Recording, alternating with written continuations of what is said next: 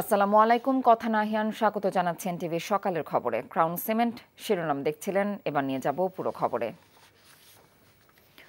এসআলমের নিয়ন্ত্রণে থাকা 6 ব্যাংক, ইসলামী bank Bangladesh, social ইসলামী bank, first security ইসলামী bank, union bank, global ইসলামী ও Bangladesh commerce ব্যাংকের ওপর ঋণ বিতরণে নিষেধাজ্ঞা আরোপ করেছে বাংলাদেশ ব্যাংক। নিষেধাজ্ঞা আরোপ করা বাংলাদেশ ব্যাংকের এক চিঠিতে বলা হয়, পরবর্তী নির্দেশ না দেওয়া পর্যন্ত এসব ব্যাংক নতুন করে ঋণ বিতরণ করতে পারবে না, আগের ঋণ নবায়নও করতে পারবে না। তবে কৃষি, চলতি মূলধন, এসএমই আমানতের বিপরীতে ঋণ ও প্রণোদনা প্যাকেজের আওতায় 5 কোটি টাকা পর্যন্ত দিতে পারবে। 5 কোটি টাকার বেশি হলে কেন্দ্রীয় ব্যাংকের অনুমোদন নিতে হবে। গণঅভ্যুত্থানে বিদায় নেওয়া আওয়ামী লীগের গত 15 বছরের শাসনামলে সরকারের প্রশ্রয়ে এসআলম গ্রুপের কর্ণধার সাইফুল আলম মাসুদ ব্যাংকিং খাতে ভয়ঙ্কর এক ব্যক্তিতে পরিণত হয়। ছাত্র জনতা গণঅভ্যুত্থানের মধ্য দিয়ে ক্ষমতাচ্যুত আওয়ামী লীগ সরকারের প্রভাবশালী 18 মন্ত্রী এবং 23 এমপির দুর্নীতি অনুসন্ধানের সিদ্ধান্ত নিয়েছে দুর্নীতি দমন কমিশন। সাবেক এই মন্ত্রী প্রতিমন্ত্রীদের মধ্যে আনিসুল হক, দীপুমণি, টিপু মুন্সি, তাজুল ইসলাম, মহিবুল হাসান চৌধুরী নওফেল, জাহিদ মালেক, গোলাম দস্তগীর গাজী, জোনায়েদ আহমেদ পলক, নসরুল হামিদ বিপু, ডক্টর এনামুর রহমান, খালিদ মাহমুদ চৌধুরী, চৌধুরী কামাল আহমেদ মজুমদার, জাহিদ হাসান রাসেল, শাহজাহান খান, হাসান মাহমুদ, কামরুল ইসলাম ও হাসানুল হক ইনুর নাম রয়েছে। সাবেক এমপিদের মধ্যে শেখ হেলাল, মেহের আফরোজ চুমকি, নূর আলম চৌধুরী, শাওন, স্বপন ভট্টাচার্যের নাম রয়েছে। রোববার 41 জন মন্ত্রী, প্রতিমন্ত্রী ও এমপির দুর্নীতি অনুসন্ধান করতে সুপ্রিম কোর্টের এক আইনজীবী আবেদন করেন। একদিন পর সোমবার আওয়ামী লীগ সরকারের এই মন্ত্রী এমপিদের বিরুদ্ধে অনুসন্ধানের সিদ্ধান্ত ঘোষণা করল দুদক। সাবেক সমাজ কল্যাণ মন্ত্রী ও আওয়ামী লীগের যুগ্ম সাধারণ সম্পাদক ডক্টর দীপু মনিকে গ্রেফতার করেছে পুলিশ। সোমবার সন্ধ্যায় রাজধানীর বাড়িধারা এলাকা থেকে তাকে গ্রেফতার করা হয় বলে পুলিশের পক্ষ থেকে জানানো হয়েছে। রাত 8টার দিকে দীপু মনিকে গ্রেফতারের তথ্য জানায় ঢাকা মহানগর পুলিশের গণমাধ্যম বিভাগ। গ্রেফতারের পর তাকে নেওয়া হয় রাজধানীর মিন্টো রোডের ডিবি কার্যালয়। ঢাকার মোহাম্মদপুর থানায় দায়ের করা একটি হত্যা মামলায় তাকে গ্রেফতার দেখানো হয়েছে। এর আগে দীপু মনি আওয়ামী লীগ সরকারের পররাষ্ট্র শিক্ষামন্ত্রী ছিলেন। এদিকে সাবেক ক্রীড়া উপমন্ত্রী আরিফ খান জয়কে রাতে ধানমন্ডি এলাকা থেকে মোহাম্মদপুর থানায় দায়ের করা এক হত্যা মামলায় গ্রেফতার করা হয়েছে।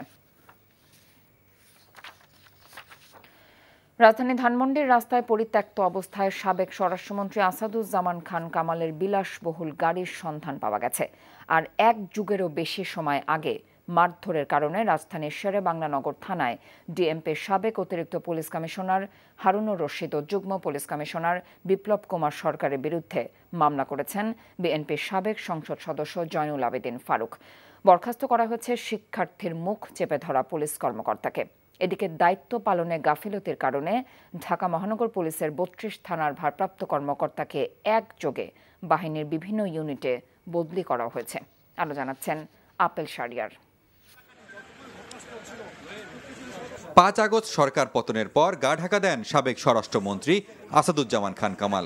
তার কোনো খোঁজ পাওয়া না গেলেও রাজধানীর ধানমন্ডি রাস্তায় পরিত্যক্ত অবস্থায় তার একটি গাড়ির সন্ধান পাওয়া গেছে।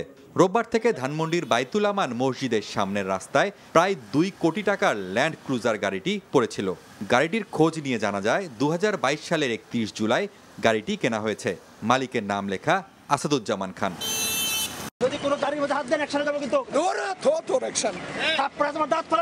2011 সালে বিএনপির ডাকা হরতালে জাতীয় সংসদ ভবনের সামনে মিছিল করার সময় এভাবেই হামলার শিকার হন বিএনপির নেতা জয়নুল আবেদিন ফারুক। এই ঘটনার 13 বছর পর শেরেবাংলা নগর থানায় মামলা করলেন তিনি। এতে অভিযোগ করা হয়, সেই সময়ে তেজগাঁও বিভাগের অতিরিক্ত উপপুলিশ কমিশনার হারুনুর রশিদ ও সহকারী পুলিশ কমিশনার বিপ্লব কুমার সরকারের নেতৃত্বে সেদিন তার উপর হামলা হয়। বর্তমানে একাধিক মামলার আসামি এ 2 পুলিশ কর্মকর্তা কাজে যোগ না দিয়ে আত্মগোপনে চলে গেছেন। বৈষম্য বিরোধী ছাত্র আন্দোলনের সময় শিক্ষার্থী নাহিদুল ইসলামের মুখ চেপে ধরা ঢাকা মেট্রোপলিটন পুলিশের শাহবাগ থানার নিরস্ত্র পরিদর্শক মোহাম্মদ আরশাদ হোসেনকে সাময়িক বরখাস্ত করা হয়েছে। ডিএমপির পক্ষ থেকে বলা হয়েছে, এ ঘটনায় পুলিশের ভাবমূর্তি ক্ষুণ্ণ হয়েছে। এর পরিপ্রেক্ষিতে আরশাদকে সাময়িক বরখাস্ত করা হয়েছে।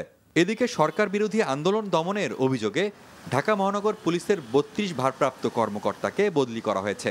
এদের মধ্যে সবুজবাগ থানার ওসি প্রলয় কুমার সাহাকে খুলনা পিটিসিতে, বিমানবন্দর থানার ওসি ইয়াসিন আরাফাত খানকে বান্দরবানের ইন সার্ভিস ট্রেনিং সেন্টারে এবং নিউ মার্কেট থানার ওসি আমিনুল ইসলামকে শিল্পাঞ্চল পুলিশে বদলি করা হয়েছে। Apple Shahriar, NTV news, Dhaka. তত্ত্বাবধায়ক সরকার ব্যবস্থা বাতিল করে সংবিধানের ৫৫ সংশোধনী কেন অবৈধ নয় জানতে চেয়ে রুল জারি করেছে high court. Attorney general Mohammad Asaduzzaman বলেছেন, এই সংশোধনীর মধ্য দিয়ে গণতন্ত্রহীনতার দিকে যায় দেশ। ভোট ডাকাতি করে ক্ষমতায় থাকার পথও সুগম হয়। আর রিটকারী বলছেন, স্বেচ্ছাচারিতা এবং জালিয়াতির মাধ্যমে এই সংশোধনী এনেছিল শেখ হাসিনা সরকার। মেজবাহ হাসানের রিপোর্ট। দেশে এখনো পর্যন্ত ১২টি জাতীয় সংসদ নির্বাচন অনুষ্ঠিত হয়েছে, যার মধ্যে ১৯৯১ সাল থেকে ২০০৮ সাল পর্যন্ত সপ্তম, অষ্টম ও নবম জাতীয় সংসদ নির্বাচন হয় তত্ত্বাবধায়ক সরকারের অধীনে, যে নির্বাচনগুলোর গ্রহণযোগ্যতা মেলে দেশ বিদেশেও। নবম সংসদ নির্বাচনে আওয়ামী লীগ সরকার একক সংখ্যাগরিষ্ঠতার সুযোগে ২০১১ সালে সংবিধানের ৫৫ সংশোধনীর মাধ্যমে তত্ত্বাবধায়ক সরকারের বিধান বাতিল করে। এরপর ২০১৪ সালে দলীয় সরকারের অধীনে জাতীয় সংসদ নির্বাচনে ভোট ডাকাতি ও রাতের ভোট দেওয়া সহ নানা অনিয়মের অভিযোগ ওঠে। ব্যাপক সমালোচনার মুখে পড়ে ২০১৯ ও ২০২৪ সালের জাতীয় নির্বাচনও। দীর্ঘ ১৩ বছর পর গেল রোববার সংবিধানের ৫৫ সংশোধনী চ্যালেঞ্জ করে রিট করেন সুশাসনের জন্য নাগরিকের সম্পাদক বদিউল আলম মজুমদার। খায়রুল্লাহর নেতৃত্বে সুপ্রিম কোর্টের আপিল বিভাগ একটা শর্ট অর্ডার, ৩-৪ বাক্যের একটা শর্ট অর্ডার দিয়েছে। ওখানে বলেছেন যে আগামী ২ নির্বাচন, একাদশ এবং দ্বাদশ নির্বাচনের পরে তত্ত্বাবধায়ক সরকার ব্যবস্থা বাতিল হবে। কিন্তু যেটা বলা হয়েছে আমাদের সাবেক প্রধানমন্ত্রীর পক্ষ থেকে, সাবেক প্রধানমন্ত্রী বলেছে, আমি তত্ত্বাবধায়ক সরকার ব্যবস্থা বাতিল করি নাই, আদালত করেছে। আদালত বলেছে যে পরবর্তী নির্বাচন যদি তত্ত্বাবধায়ক সরকারের অধীনে হইতে হয় সংশোধন অনুমোদন লাগবে। এটা সম্পূর্ণভাবে মিথ্যাচার, সম্পূর্ণ জালিয়াতির মাধ্যমে সংবিধান লঙ্ঘন করে এই যে বিরাট বিভ্রান্তি সৃষ্টি করে স্বেচ্ছাচারীদের ভিত্তিতে ৫৫ সংশোধনী পাশ করা হয়। সোমবার এই সংশোধনী বাতিল চেয়ে রিটের শুনানি হয় উচ্চ আদালতে। শুনানি শেষে সংশোধনীটি কেন অবৈধ ঘোষণা করা হবে না তা জানতে চেয়ে রুল জারি করে হাইকোর্ট। নবম সংসদ বলে দিচ্ছে যে এর পরবর্তীতে আর কোনো সংসদ অনেকগুলো ধারা আর কোনো সংশোধনী করতে পারবে না, যার ফলে আমাদের ভবিষ্যৎ প্রজন্মকে একটা পুরনো ধ্যান ধারণার মধ্যে গণ্ডিবদ্ধ করার একটা ব্যবস্থা করা হয়েছে, যেটা সংবিধানের মূল কাঠামো, যে জনগণ সকল ক্ষমতার মালিক, সেই মূল কাঠামোর সাথে সম্পূর্ণ পরিপন্থী। অ্যাটর্নি জেনারেল বলছেন, এই সংশোধনীর মাধ্যমে গণতন্ত্রহীনতা ও ভোট ডাকাতি করে ক্ষমতায় থাকার পথ সুগম হয়। ছাতের ক দিয়ে তারা এমনভাবে করতে চেয়েছেন যে ভোট ডাকাতি করে ক্ষমতায় থাকতে পারতেছেন, কিন্তু অন্য কোনোভাবে কেউ যাতে না আসতে পারে। তত্ত্বাবধায়ক বলেন, নির্বাচন প্রক্রিয়াকে স্বচ্ছ করার জন্য বলেন, সেটা যাতে না আসতে পারে, সেটা একটা ছিল। বিচার বিভাগের কন্ট্রোল করার জন্য অনেকগুলো উপাদান ছোট ছোট করে দিয়ে দেওয়া ছিল। হাইকোর্টের অবকাশকালীন ছুটির পর রিটটি চূড়ান্ত নিষ্পত্তি হবে বলে আশা করেন আইনজীবীরা। Mezbah Hasan, NTV news, Dhaka. দেশের ১২টি সিটি কর্পোরেশন সহ সব পৌরসভা এবং জেলা উপজেলা পরিষদে প্রশাসক নিয়োগ দিয়েছে স্থানীয় সরকার মন্ত্রণালয়। এটিকে সংস্কারের প্রথম ধাপ এবং ছাত্র জনতার আন্দোলনের প্রত্যাশা পূরণ হিসেবে দেখছেন সংশ্লিষ্ট উপদেষ্টা। আর সংস্কার করে ব্যাংক, রাজস্ব, কর সংক্রান্ত কার্যক্রম সহজ করা হবে বলেও জানিয়েছেন অর্থ উপদেষ্টা। এছাড়াও গণঅভ্যুত্থানে গণহত্যার তদন্তে সহায়তা করতে আগামী সপ্তাহে জাতিসংঘের প্রতিনিধি দল আসবে বলেও জানিয়েছেন স্বরাষ্ট্র উপদেষ্টা। সোমবার সচিবালয়ে আলাদা আলাদা অনুষ্ঠানে তারা এসব কথা বলেন। রিপোর্ট করছেন রকনউদ্দিন। গণঅভ্যুত্থানের পর সিটি কর্পোরেশন সহ স্থানীয় সরকারের অধীনে থাকা দেশের প্রায় সব পৌরসভা এবং জেলা ও উপজেলা পরিষদে আসেননি জনপ্রতিনিধিরা। তাই জনদুর্ভোগ কমাতে শূন্য পদগুলোতে প্রশাসক নিয়োগ দিতে পারবে সরকার, এমন বিধান রেখে সংশোধিত স্থানীয় সরকার অধ্যাদেশ ২০২৪-এর খসড়ার অনুমোদন করে অন্তর্বর্তী সরকারের উপদেষ্টা পরিষদ।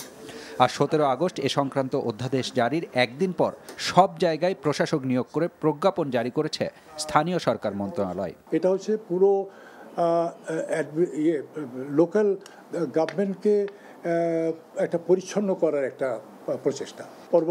পরিবর্তিত অবস্থায় যদি কোনো পরিবর্তন আনার প্রয়োজন হয়, বর্তমান যে ব্যবস্থা করা হয়েছে তাহলে সেই ব্যবস্থা নেওয়া হবে। কাউন্সিলরদের ব্যাপারে কোনো সিদ্ধান্ত হয়নি। খুব শিগগিরই মানে ওইখানে আপনার নির্বাচিত জনপ্রতিনিধি, শিগগিরটাও তো আবার কোয়ালিফাইড, এটা কালকেও শীঘ্রই হতে পারে, 1 ঘন্টা পরও শীঘ্রই হতে পারে, আবার 1 বছর 2 বছর 3 বছর 4 বছর পরে হতে পারে। It all depends in the future.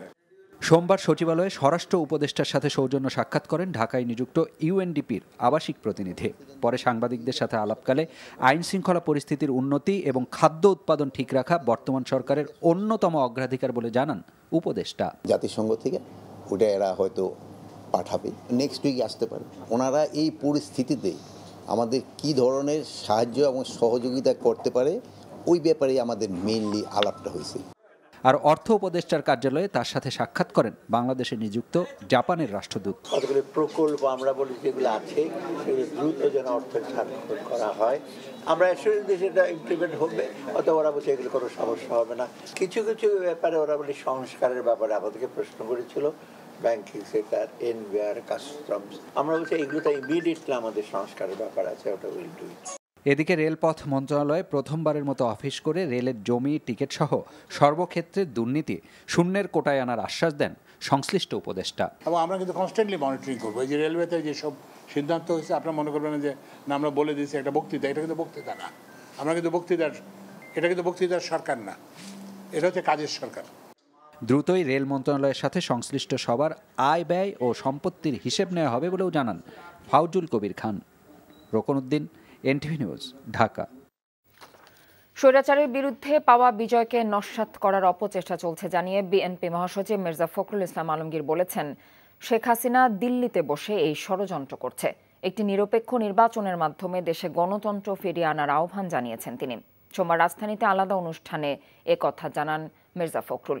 এদিকে স্থায়ী কমিটির সদস্য আমির খসরু মাহমুদ চৌধুরী বলেছেন, পাচার হওয়া অর্থ দেশে ফিরিয়ে আনতে বাংলাদেশকে সহায়তা করার কথা জানিয়েছে ইউরোপীয় ইউনিয়ন। হাসানুল শাওনের রিপোর্ট। জাতীয়তাবাদী স্বেচ্ছাসেবক দলের ৪৪তম প্রতিষ্ঠাবার্ষিক উপলক্ষে শেরে বাংলা নগরে বিএনপির প্রতিষ্ঠাতা শহীদ রাষ্ট্রপতি জিয়াউর রহমানের মাজারে শ্রদ্ধা জানান দলের মহাসচিব।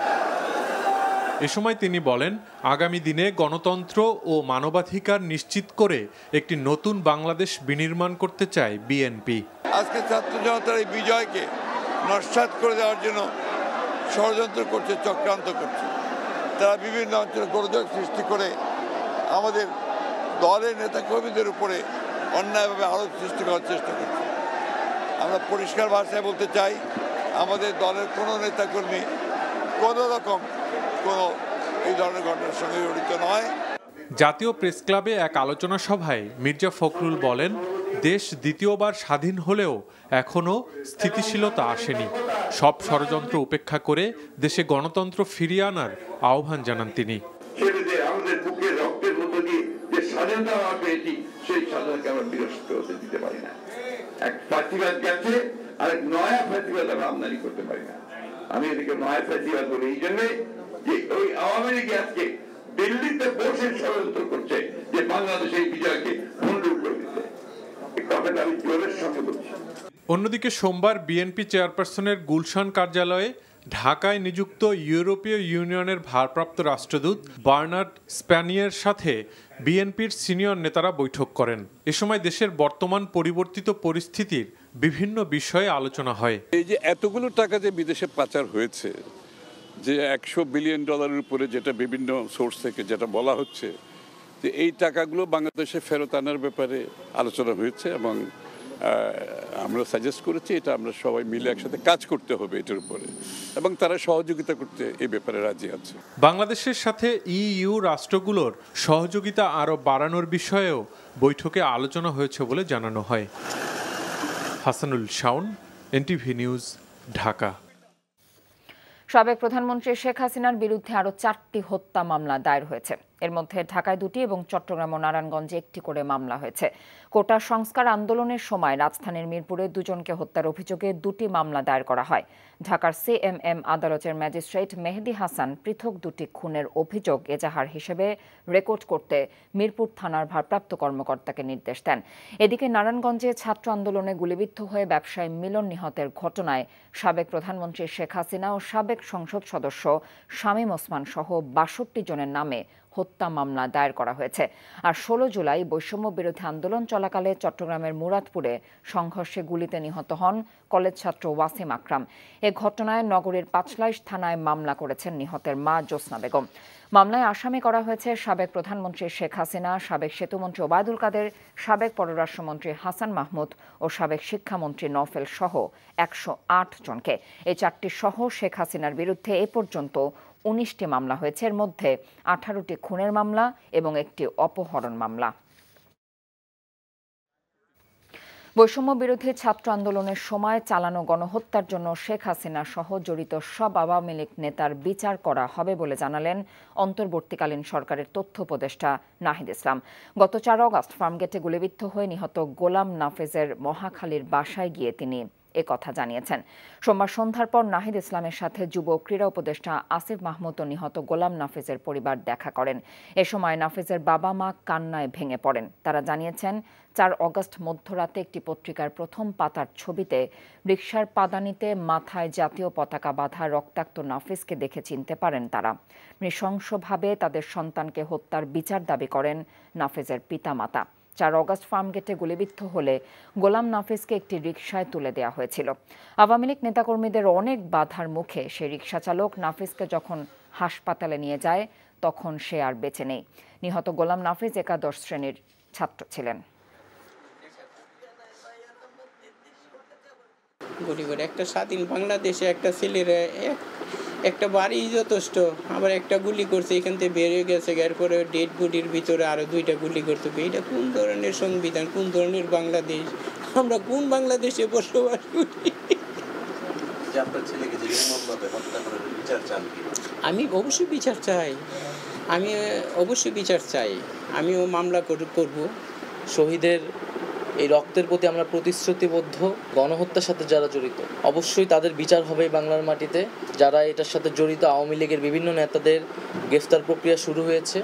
খুবই দ্রুত সময়ের মধ্যে যারা দেশে পালিয়ে আছে বিভিন্ন জায়গায় তাদেরকে গ্রেফতার করা হবে এবং যিনি হুকুমের আসামি এই রক্তপিপাসু শেখ হাসিনা যিনি এখন পালিয়ে আছে তাকেও বাংলাদেশের মাটিতে এনে বিচারের আওতায় আনা হবে। চলমান পরিস্থিতি নিয়ে দলের জাতীয় স্থায়ী কমিটির বৈঠক করেছে বিএনপি। সোমবার রাতে গুলশানে বিএনপি চেয়ারপারসনের রাজনৈতিক কার্যালয়ে বৈঠক অনুষ্ঠিত হয়। বৈঠকে ভার্চুয়ালে যুক্ত হয়ে সভাপতিত্ব করেন বিএনপির ভারপ্রাপ্ত চেয়ারম্যান তারেক রহমান। তবে বৈঠকে কোনো সিদ্ধান্তের কথা জানানো হয়নি। বৈঠকে বিএনপি মহাসচিব মির্জা ফখরুল ইসলাম আলমগীর, মির্জা আব্বাস, আব্দুল মঈন খান, নজরুল ইসলাম খান, আমির খসরু মাহমুদ চৌধুরী, সালাউদ্দিন আহমেদ, খন্দকার মোশাররফ হোসেন, সেলিমা রহমান, মেজর হাফিজ, ডক্টর এজেডএম জাহিদ হোসেন সহ স্থায়ী কমিটির সদস্যরা উপস্থিত ছিলেন। বৈঠকের সিদ্ধান্ত পরে সংবাদ সম্মেলনের মাধ্যমে জানানো হবে বলে জানিয়েছেন দলটির নেতারা। দীর্ঘ 17 বছর পর সোমবার সাবেক প্রধানমন্ত্রী ও বিএনপি চেয়ারপারসন বেগম খালেদা জিয়ার সব ব্যাংক হিসাব খুলে দিয়েছে জাতীয় রাজস্ব বোর্ড এনবিআর। অন্তর্বর্তীকালীন সরকারের প্রধান উপদেষ্টা ডক্টর মোহাম্মদ ইউনূসের সঙ্গে পরামর্শের পর এমন সিদ্ধান্ত দিয়েছেন সংস্থাটির নবনিযুক্ত চেয়ারম্যান আব্দুর রহমান খান। দায়িত্বশীল সূত্রে এই তথ্য জানা গেছে। বিগত তত্ত্বাবধায়ক সরকারের সময় 2007 সালে খালেদা জিয়া ও শেখ হাসিনার ব্যাংক হিসাব জব্দ করা হয়। পরবর্তীতে শেখ হাসিনার অ্যাকাউন্ট খুলে দেওয়া হলেও খালেদা জিয়ার অ্যাকাউন্ট জব্দ রাখা হয়।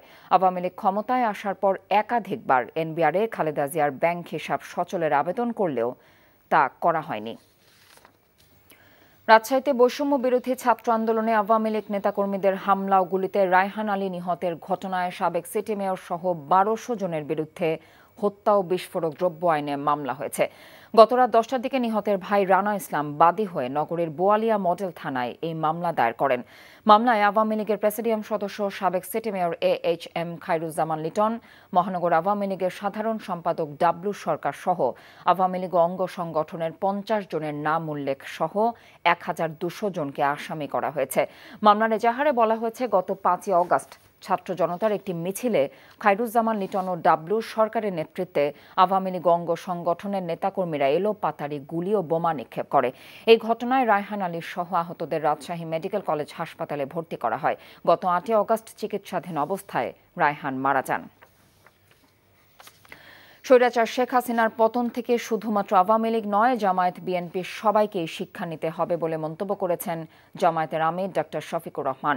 সোমবার জাতীয় অর্থোপেডিক হাসপাতাল ও পুনর্বাসন প্রতিষ্ঠানের চিকিৎসাধীন বৈষম্য বিরোধী আন্দোলনে আহতদের দেখতে গিয়ে সাংবাদিকদের তিনি একথা বলেন। তিনি আরও বলেন, এরপরে যারা দেশ পরিচালনায় আসবেন তারা যেন জালিমের ভূমিকায় অবতীর্ণ না হন, একই রাস্তায় যেন তারা না চলেন। এখান থেকেই সবার শিক্ষা নেওয়া উচিত। মানুষের সঙ্গে জুলুম করলে কি পরিণতি হয় সেটিও সবার শিক্ষা নেওয়া উচিত বলে মন্তব্য করেন। জীবনের মায়া ত্যাগ করে মানুষ যখন জাতির জন্য প্রাণ হাতে নিয়ে দাঁড়িয়ে যায় তখন সেই জাতিকে আর কেউ দাবায় রাখতে পারে না বলেও মন্তব্য করেন জামাত আমির। প্রত্যেকটা অসুস্থ ব্যক্তি, আহত ব্যক্তি যাদেরকে দেখতে পেরেছি, আমি জিজ্ঞেস করেছি আপনার অনুভূতি কি? আপনার হাত চলে গেছে, পা চলে গেছে, ভেঙে গেছে, অবশ হয়ে গেছে, আপনার অনুভূতি কি? সবাই একই কথা, আমি সুখী, আমি আনন্দ ভোগ করছি এবং আমি আল্লাহর শুকরিয়া আদায় করছি। নানা অনিয়ম ও দুর্নীতিতে জড়িত থাকার অভিযোগে বসুন্ধরা শপিং মলের ব্যবস্থাপনার দায়িত্বরতদের পদত্যাগের দাবি জানিয়েছেন দোকান মালিক ও কর্মচারীরা। রাজধানীর পান্থপথের শপিং মলের সামনের রাস্তা অবরোধ করে আন্দোলন করে তারা। স্বেচ্ছাচারিতার বিরুদ্ধে কথা বললে নির্যাতন করা হয় বলে অভিযোগ করা হয়। দাবি না মানলে দোকান বন্ধ রাখার হুঁশিয়ারি দেওয়া হয়। এ সময় বিশৃঙ্খলা এড়াতে শপিং মল বন্ধ করে দেয় কর্তৃপক্ষ। এই ঘটনায় গুরুত্বপূর্ণ সড়কটি বন্ধ থাকায় ভোগান্তিতে পড়েন সাধারণ মানুষ। বিকল্প সড়কে যান চলাচলে তীব্র যানজটের সৃষ্টি হয় এর আশেপাশের সড়কগুলোতে।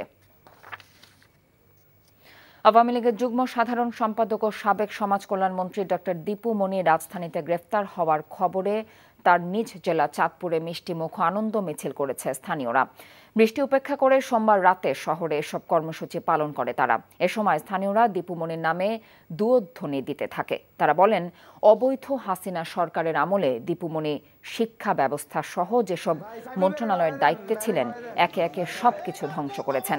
ক্ষমতার অপব্যবহার করে স্বজনদেরকে এলাকায় লুটপাটের সুযোগ করে দিয়েছেন এবং সম্পদের পাহাড় গড়েছেন।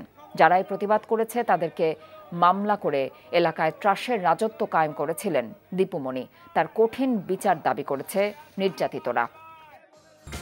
এই ছিল সকালের খবরে। এই খবরের ভিডিও সহ আপডেট জানতে ভিজিট করুন এনটিভি অনলাইন www.ntv.bb.com। এছাড়াও এনটিভির জনপ্রিয় সব অনুষ্ঠান ও খবরের আপডেট জানতে ভিজিট করুন আমাদের ইউটিউব এবং ভেরিফাইড ফেসবুক পেজ। এতক্ষণ সাথে থাকার জন্য ধন্যবাদ সবাইকে।